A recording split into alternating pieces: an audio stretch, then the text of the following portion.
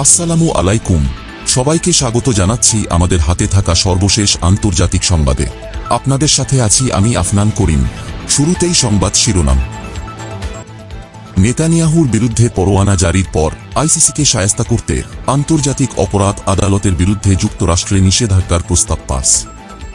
ফিলিস্তিনের মাটিতে পরিপূর্ণ যুদ্ধ চাই ওয়াশিংটন, ইসরায়েলকে নতুন করে আরও অস্ত্র দিচ্ছে যুক্তরাষ্ট্র। যুক্তরাষ্ট্রকে বুড়ো আঙুল দেখিয়ে ফিলিস্তিনকে স্বীকৃতি দিল ইউরোপীয় রাষ্ট্র স্লোভেনিয়া, যে কোনো মুহূর্তে ফিলিস্তিনকে স্বীকৃতি দেবে ফ্রান্স। একক সংখ্যাগরিষ্ঠতা হারিয়ে শনিবার শপথ নিতে চান মোদিকে থামাতে তৎপর বিরোধীরা।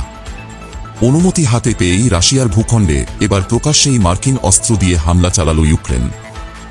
রাগ করেছেন জেলেনস্কির মান ভাঙাতে দুইবার সাক্ষাৎ করতে চান বুড়ো বাইডেন। এবং সর্বশেষে ফিলিস্তিনপন্থীদের ওপর সরাসরি গুলিবর্ষণ, ইসরায়েলকে সহযোগিতা করতে আমেরিকায় জোরদার করা হচ্ছে ইসলাম বিদ্বেষ। আর এই বিষয়টি নিয়ে থাকছে আমাদের আজকের বিস্তারিত বিশ্লেষণ।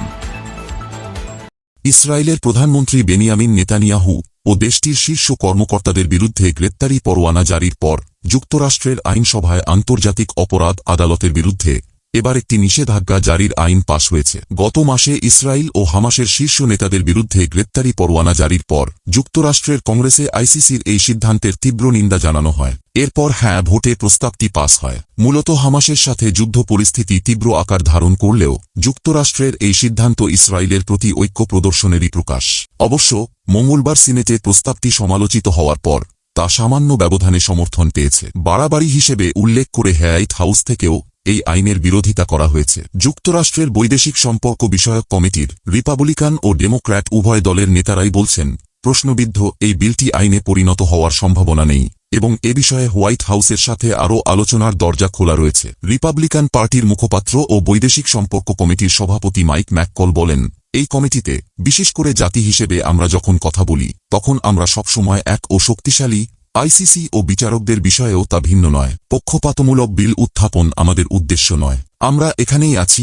তবে বিলটির বিরুদ্ধে প্রশাসনের বিরোধিতা পুনর্ব্যক্ত করেন যুক্তরাষ্ট্রের পররাষ্ট্র মন্ত্রণালয়ের মুখপাত্র ম্যাথু মিলার। তিনি বলেন, আমরা স্পষ্ট করে দিয়েছি যে আইসিসির গৃহীত সিদ্ধান্তের বিরোধিতা করলেও আমরা এটাকে উপযুক্ত মনে করি না, বিশেষ করে যখন ইসরায়েলের ভেতরে চলমান তদন্ত চলছে। আইসিসির সিদ্ধান্তের প্রতিক্রিয়ায় আমাদের যুক্তরাষ্ট্রের জবাব কেমন হবে সে বিষয়ে আমরা কংগ্রেসের সাথে কাজ করতে চাই, তবে আমরা নিষেধাজ্ঞা সমর্থন করি না। আইসিসি ও আন্তর্জাতিক বিচার আদালত উভয়ই গাজায় গত 7 মাসের বেশি সময় ধরে চলা যুদ্ধে হামাস ও ইসরায়েলের বিরুদ্ধে ওঠা গণহত্যার অভিযোগের তদন্ত করছে। গত মাসে ইসরায়েলের প্রধানমন্ত্রী বেনিয়ামিন নেতানিয়াহু ও প্রতিরক্ষামন্ত্রী ইয়োভ গালান্ট এবং হামাস নেতা ইয়াহিয়া সিনওয়ার, মোহাম্মদ দেইফ ও ইসমাইল হানিয়াকে যুদ্ধাপরাধ ও মানবতাবিরোধী অপরাধের দায়ে অভিযুক্ত করেন আইসিসির প্রধান কৌঁসুলি করিম খান। নেতানিয়াহু ও অন্যান্য ইসরায়েলি নেতারা আইসিসির এই পদক্ষেপকে লজ্জাজনক ও ইহুদি বিরোধী বলে নিন্দা করেন। ইসরায়েলের আত্মরক্ষার অধিকার সমর্থন করে আইসিসিকে কাঠগড়ায় তোলেন যুক্তরাষ্ট্রের প্রেসিডেন্ট জো বাইডেন সহ দেশটির কংগ্রেস সদস্যরাও। উল্লেখ্য, ইসরায়েল আইসিসির সদস্য রাষ্ট্র নয়, ফলে ওই পরোয়ানায় নেতানিয়াহু বা দেশটির কোনো নেতার গ্রেপ্তার হওয়ার আশঙ্কা নেই। তবে গ্রেপ্তারি পরোয়ানার কারণে বৈদেশিক সফর করতে গিয়ে সমস্যায় পড়তে পারেন তারা।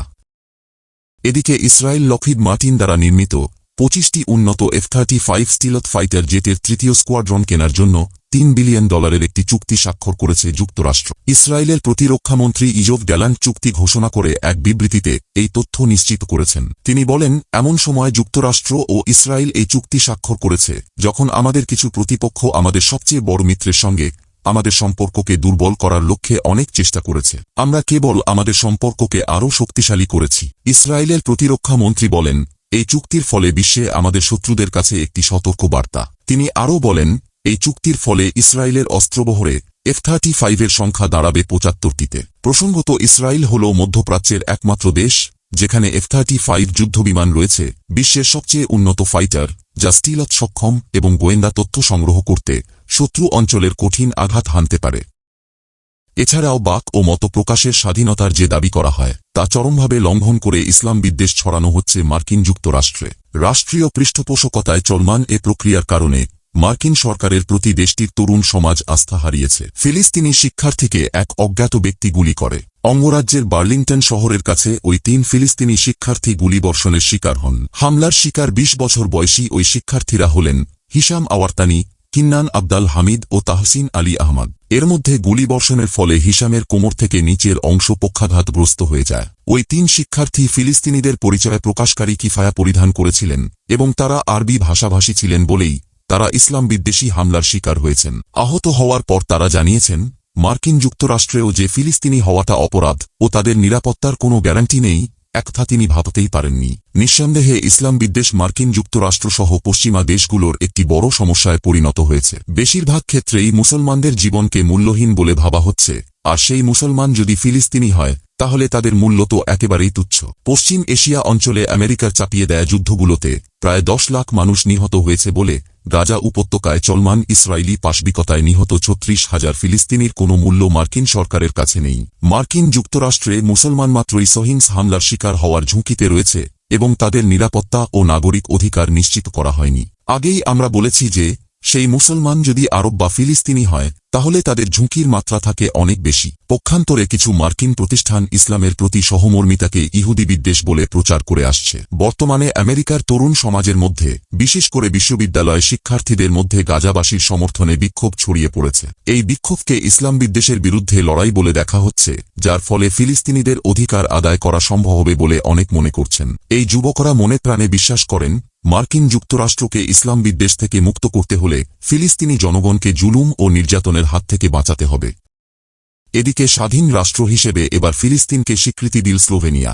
মঙ্গলবার স্লোভেনিয়ার পার্লামেন্টে এই সংক্রান্ত প্রস্তাবটি পাস হয়েছে। এই নিয়ে সামাজিক যোগাযোগ মাধ্যমে দেয়া এক পোস্টে স্লোভেনিয়ার প্রধানমন্ত্রী জানিয়েছেন, একটি সার্বভৌম ও স্বাধীন রাষ্ট্র হিসেবে ফিলিস্তিনের আজকের স্বীকৃতি পশ্চিম তীর এবং গাজার ফিলিস্তিনি জনগণের জন্য আশার আলো দেখা গেছে। এর আগে গত সপ্তাহে ফিলিস্তিনকে স্বীকৃতি দেয়ার ঘোষণা করেছিলেন স্লোভেনিয়ার প্রধানমন্ত্রী রবার্ট গুলব। শুধু তাই নয়, ফিলিস্তিনকে স্বাধীন রাষ্ট্রের স্বীকৃতি দেয়ার ইঙ্গিত দিয়েছে ফ্রান্স।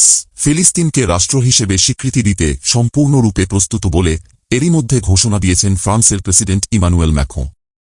অন্যদিকে সুইজারল্যান্ডে ইউক্রেন শান্তি সম্মেলনে যোগ না দিলেও দেশটির প্রেসিডেন্ট ভলোদিমির জেলেনস্কির সঙ্গে ফ্রান্স ও ইতালিতে সাক্ষাৎ করবেন মার্কিন প্রেসিডেন্ট বুড়ো সাধু জো বাইডেন। এদিকে রাশিয়ার ভূখণ্ডে মার্কিন অস্ত্র প্রয়োগের প্রথম ঘটনার কথা জানা যাচ্ছে। সুইজারল্যান্ডে ইউক্রেন বিষয়ক শান্তি সম্মেলনে মার্কিন প্রেসিডেন্ট বুড়ো সাধু জো বাইডেনের অনুপস্থিতি রাশিয়ার প্রেসিডেন্ট ভ্লাদিমির পুতিনের আনন্দের কারণ হবে, এমন মন্তব্য করে নিজের ক্ষোভ প্রকাশ করেছিলেন জেলেনস্কি। গোটা বিশ্বের যত বেশি সম্ভব দেশের শীর্ষ নেতাদের সম্মেলনে উপস্থিত থাকার জন্য অনুরোধ করছেন জেলেনস্কি। অন্যদিকে রাশিয়াকে আমন্ত্রণ না জানানোর প্রতিবাদে চীন সেই সম্মেলন বর্জন করে অন্যান্য দেশের উপরেও দূরে থাকার চাপ সৃষ্টি করছে বলে ইতিমধ্যেই বোকা জেলেনস্কি অভিযোগ করেছেন।